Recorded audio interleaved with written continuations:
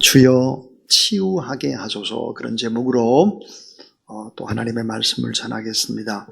어느 한 방송사에서 특집 방송, 한국인 성공을 말한다라고 하는 이 방송을 이제 방영을 했습니다. 이 방송은 아무 소망이 없다고 고백하는 노숙자 한 명에게 실험을 제안했습니다. 먼저 노숙자를 깨끗이 목욕을 시키고, 그리고 장군 복장을 하게 했습니다. 그리고 이제 투스타, 별 2개, 별자리 모자를 또 쓰게 했죠. 그리고 카메라는 장군으로 위장한 노숙자 뒤를 졸졸졸 따라다니면서 또 촬영을 합니다. 먼저 광화문에 갔습니다. 장군으로 위장한 노숙자에게 어린이들이 몰려가고 또 어른들이 말을 시킵니다. 그리고는 함께 사진을 찍자고 반짝반짝 빛나는 별을 보고, 또 장군 보기 아름다우니까요 사진을 찍자 했습니다. 호텔에 갔더니 웨이터가 정중하게 인사를 하고 좋은 자리로 안내를 해 주었습니다. 이번에는 길거리에서 일부러 쓰러져 봤습니다. 그랬더니 1분도 안 돼서 119가 달려왔습니다. 많은 사람들이 안타까워한 거죠. 이제 노숙자는 며칠을 그렇게 보내고 난 다음에 원래의 모습으로 돌아왔습니다. 어떻게 됐을까요? 자신이 추한 옷을 입고 다 떨어진 가방 뒤에는 신문지 같은 장판을 메고 다닙니다. 누가 봐도 노숙자가 틀림없죠. 그러니까 그 상태로 호텔에 갑니다. 귀하게 맞이해 주지를 않죠. 그 모습으로 길거리에 쓰러졌습니다. 거의 10분이 지나도 119가 오지를 않고 사람들이 신고를 해주지를 않았죠. 자, 그가 어디를 가든지 사람들이 피합니다. 자, 이런 실험을 했습니다. 이런 실험을 하고 난 다음에 노숙자가 스스로 깨달았습니다. 내가 더 나은 모습으로 인생을 살지 않으면 안 되는구나.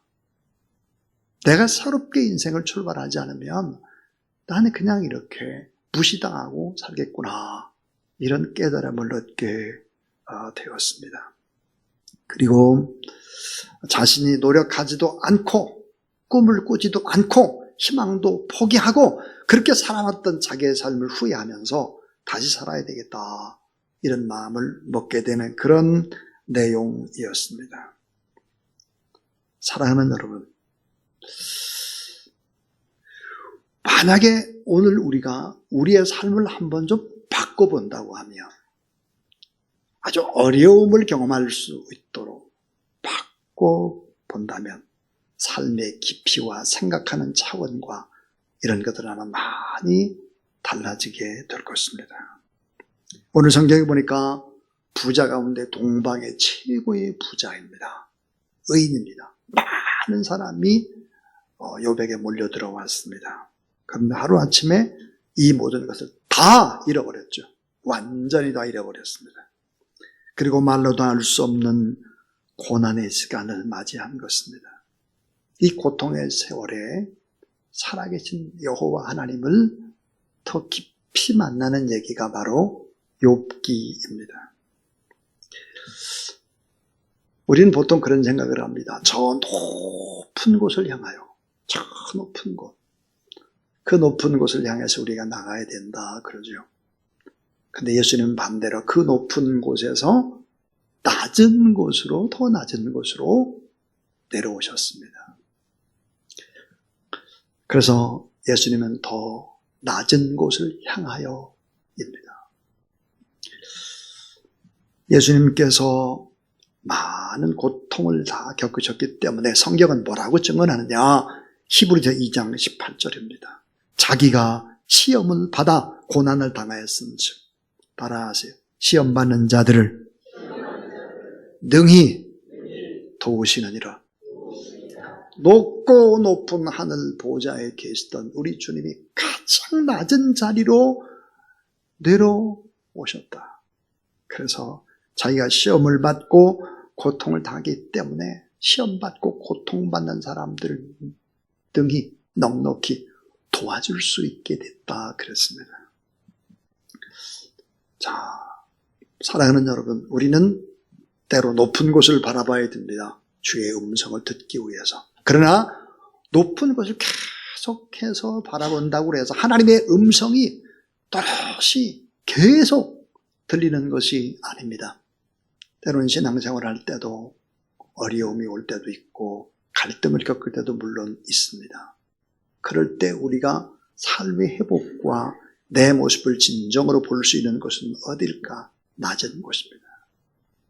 여러분, 주님이 낮은 곳에 오셨기 때문에 우리도 똑같이 낮은 곳으로 내려가게 되면 주의 음성을 더 들을 수 있고 예수 그리스도를 만날 수 있고 예수님의 사랑을 깊이 깨달아 알 수 있다. 그러니까 저 낮은 곳이 있어야 되는 거예요. 저 낮은 곳. 저는 제가 빈민촌에 들어갔을 때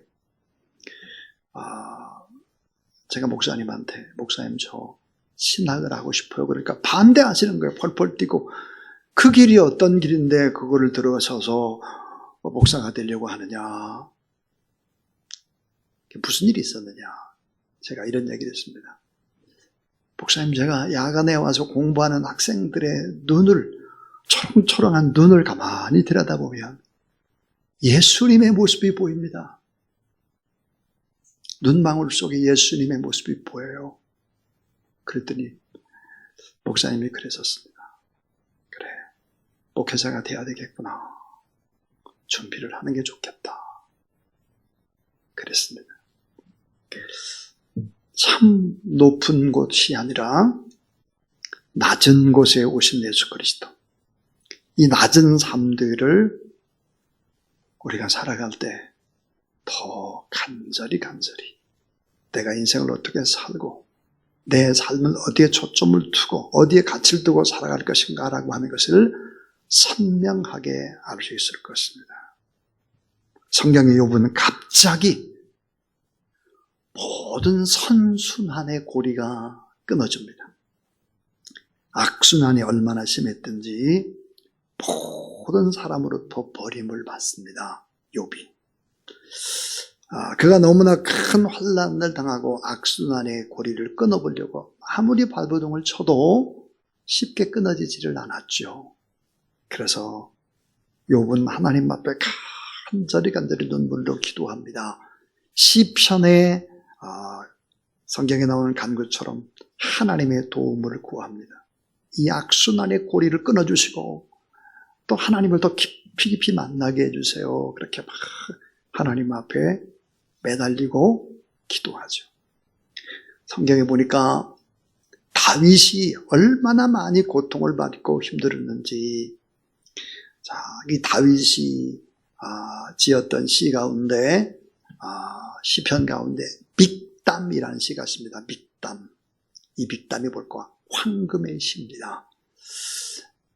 이 여호와 하나님의 그 믹담의 시가 5편 있습니다. 5편. 다 고통 속에 있을 때 쓴 것이죠. 하나님을 만날 때. 다윗은 자기 아들 압살롬을 피해서 갈 때도 하나님 앞에 눈물로 호소했던 이야기들. 도저히 살 길이 없어서 미친 척 했을 때 블레셋 왕의 펴서도 이런 글들이 쭉 나오고 있습니다. 하나님은 기도를 통해서 악순환의 고리를 또 끊을 수 있도록 도우시고 선순환으로 역전시켜 줄 뿐만 아니라 우리 주님께서도 겟세마네 동사에서 피땀을 흘리셨죠. 그러므로 말미암아 하나님의 회복의 역사를 경험했다 하는 것입니다. 자, 욥은 엄청난 고통을 당합니다. 욥의 고통이 오중 고통입니다. 오중. 5가지였는데 그 하나가 10자녀가 다 죽습니다. 자녀의 죽음은 자신의 죽음이죠. 가능성, 희망, 꿈이 사라지는 것입니다. 10명의 자녀가 죽고 또 하나 모든 재산이 하루아침에 다 사라져 버렸습니다. 자신의 피와 땀과 모든 인생이 날아가 버렸다라고 하는 것이죠. 또 뿐만 아니라 욥은 자신의 몸이 아프기 시작을 했습니다. 머리에서부터 발끝까지 다 악창이 났다 그랬습니다. 이것은 직접적인 죽음의 경험입니다. 자, 고통은 여기서 그치지를 않아요. 정말 고통스러운 일이 있었죠. 그게 뭘까요?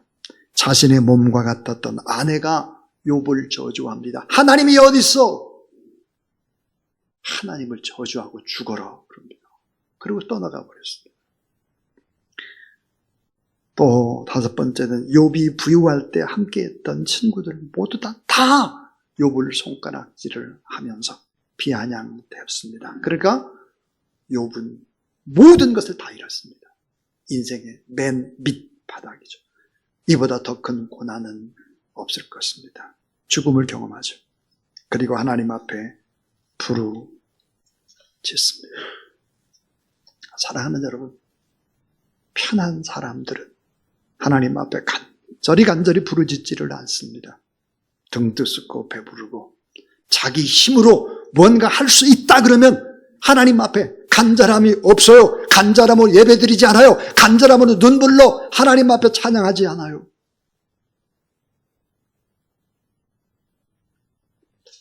문제가 풀리지 않을 때 기도합니다.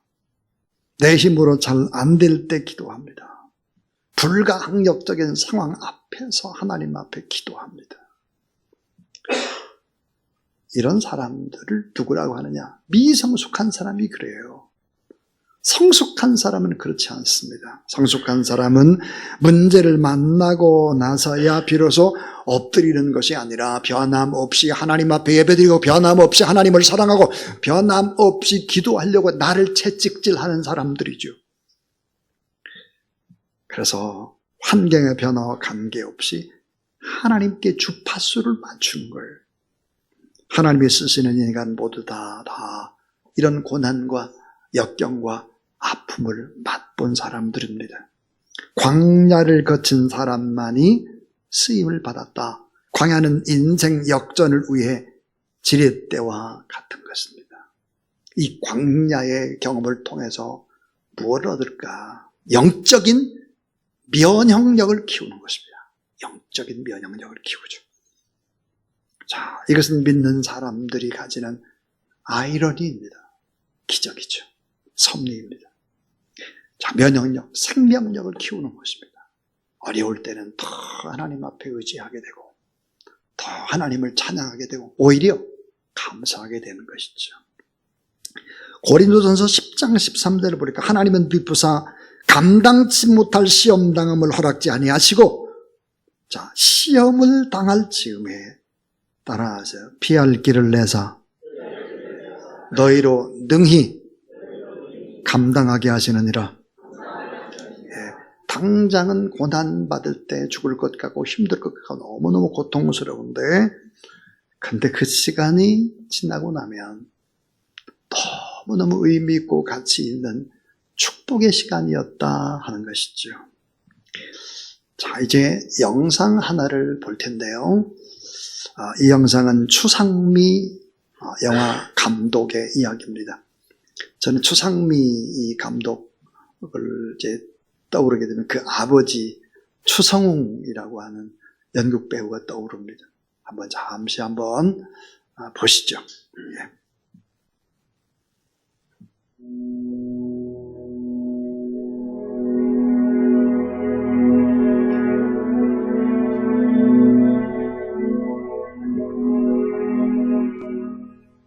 그래서 2008년도에 이제 작품을 마지막으로 연기 활동을 내려놓고 쉬게 됩니다. 그러면서 몸도 만들고 이제 아이를 갖기 위해서 운동도 하고 그런 생활을 시작하던 이제 어느 날 임신이 되었어요. 늦게 가진 아이였기 때문에 너무 기다렸던 아이였기 때문에 너무나 좋았는데 그 첫 아이가 유산이 되었습니다. 근데 그 유산의 충격이 굉장히 심한 거예요.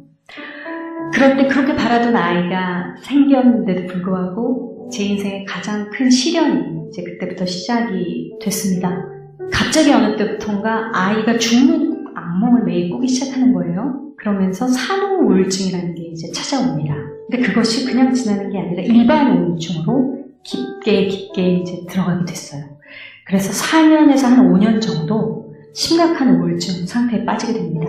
나중에는 그 근원을 알 수 없는 우울증, 대인 기피증, 어떤 불안증까지 찾아와서 날마다 죽음을 묵상하고 자살 충동을 아주 강하게 느끼는 그런 우울증 말기 증상까지 이제 가게 됩니다.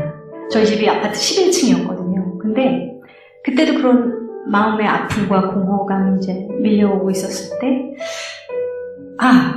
여기서 바로 이제 뛰어내리면 굉장히 쉽게 끝날 수 있는 일인데라는 생각이 드는 거예요. 오늘 끝내자, 이런 생각을 하게 됐습니다. 근데 그때 주님의 음성이 들리는 겁니다. 내가 너의 진짜 남편이고 내가 너의 진짜 아빠이다 라는 말씀을 하셨습니다. 그리고 너 지금 네가 숨을 쉬고 있지? 숨 쉬는 공기 그 호흡보다 내가 너한테 더 가까이 있어. 그 말씀을 들려주시면서 한 2시간을 통곡하고 온 것 같아요. 정말 수도꼭지가 되어서 눈물이 끊이지 않고 나오는 겁니다. 그러면서 내 안에 이 얼마나 큰 구멍이 뚫려 있는지를 실감하면서 주님이 그 구멍을 하나하나 채워주고 계시는 느낌이 확 드는 거예요. 그렇게 주님을 뜨겁게 만났습니다. 하루 종일 기도하고 찬양하고 말씀 읽고 기도가 그냥 대화한 거죠. 그러니까 하루 아침에 일어나서 밤에 잘 때까지 계속 대화를 하게 되는 거예요. 주님하고. 그렇게 한 3개월을 지냈습니다. 그래서 주님 앞에 이런 기도를 드렸어요. 주님, 저는 정말 이제 하고 싶은 게 없습니다. 이 세상에서. 저는 그냥 주님과 연합하고 신부로서 주님과 사랑하는 것, 그것만이 저의 소원인데 딱 하나 물어보고 싶은 게 있어요. 주님과의 친밀한 연합, 이것만이 주님이 제 인생에서 원하시는 전부입니까? 아니면 저를 창조하신 또 다른 계획이 있습니까? 그때 주님께서 깊은 기도 가운데 응답해 주신 것이 내가 너를 하나님 나라, 내 나라의 아티스트로 세웠다. 이 음성을 주시더라고요. 그러면서 제 인생에 이해할 수 없었던 모든 퍼즐 조각을 하나씩 2개씩 맞추시기 시작했습니다. 그리고 이런 상처를 겪게 하시는 부분들, 또 배우로서 활동하다가 감독이 되게 하시는 부분, 여러 가지 제 인생을 다 해석을 해주기 시작하면서 내가 이 시대에 전하고자 하는 메시지가 있는데 그것을, 그 복음을 세상의 언어로 녹여내는 작품을 만들라는 그런 마음을 주시고, 저는 그거를 이제 저의 소명으로 그날 받았습니다.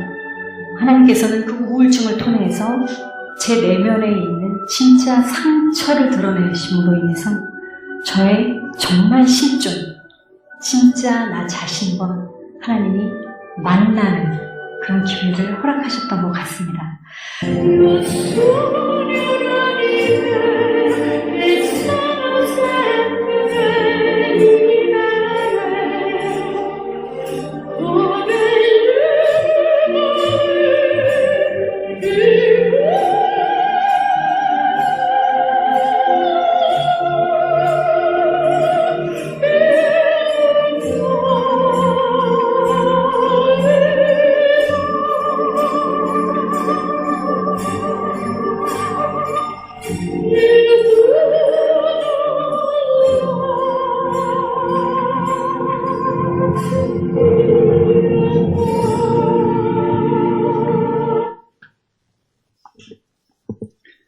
사랑하는 여러분, 이 고난을 통해서 하나님의 음성을 듣고 또 하나님께서 어떻게 역사하셨는지를 우리 추상미 감독도 그렇게 하나님을 만났다 했습니다. 자, 욥기 42장 5절부터 6절에 보면 욥은 이렇게 하나님을 만난 이야기를 합니다. 내가 주께 대하여 귀로 듣기만 하였는데 이제는 눈으로 주를 배웁나이다. 그럼 내가 스스로 거두어드리고 티끌과 제 가운데에서 회개하나이다 그랬습니다. 내가 주님에 대해서 귀로만 들었는데 이제 그 주님을 눈으로 봅니다. 이런 엄청난 고백이죠. 이 고백과 함께 회개를 하게 되고 그리고 하나님께서는 오중불행에서 다섯 가지를 또다시 회복시켜주는 것을 볼 수 있습니다. 자, 오늘 저는 이제 회복에 관한 이야기 간단하게 요약을 하면서 설교를 마치려고 합니다. 그 첫 번째 회복입니다. 하나님과의 친밀한 관계가 회복이 됩니다. 자, 10절, 11절, 12절을 다 보면 여호와께서라는 단어가 4번이 반복되고 있습니다. 자, 하나님은 어떤 분일까? 여호와 하나님은 모든 좋은 것의 근원이 됐습니다. 모든 좋은 것의 근원이다. 자, 하나님을 한번 이렇게 생각해 보세요. 하늘에 떠 있는 태양이라고 생각을 해보세요. 우리가 그 태양을 바라보면 따뜻해지잖아요. 겨울에도. 그렇듯이 하나님은 어떤 분일까? 사랑 덩어리예요. 커다란 사랑 덩어리. 사랑의 근원으로 우리의 삶에 필요한 사랑과 은총을 공급합니다. 내가 하나님을 가까이 하면 여러분 바로 사랑 덩어리가 되고 은총 덩어리가 될 수 있다. 그래서 이 사랑 덩어리입니다. 하나님은 어떤 분일까? 의로움 덩어리입니다. 우리의 삶을 지켜주시고 보호해 줄 뿐만 아니라 우리 안에 있는 모든 죄악의 찌꺼기들, 이런 쓰레기들을 하나씩 제거시켜 주시는 의로움을 공급하시는 의로움 덩어리예요. 오늘 하나님 앞에 여러분 나와서 예배드리게 되면, 말씀을 받고 기도하게 되면 여러분의 심령이 다 깨끗해질 수 있음을 믿으시기를 바랍니다. 하나님은 어떤 분일까? 거룩한 덩어리입니다. 비천한 우리의 삶을 거룩하게 하며 존귀케 만들어주죠.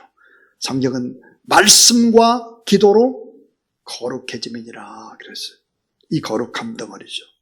또 하나 하나님은 어떤 분일까? 복을 주시는 바로 축복 덩어리 있습니다. 복을 우리에게 주시는 축복 덩어리죠.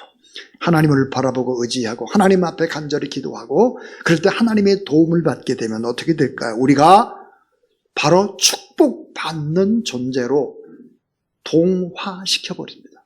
우리를 동화시켜요.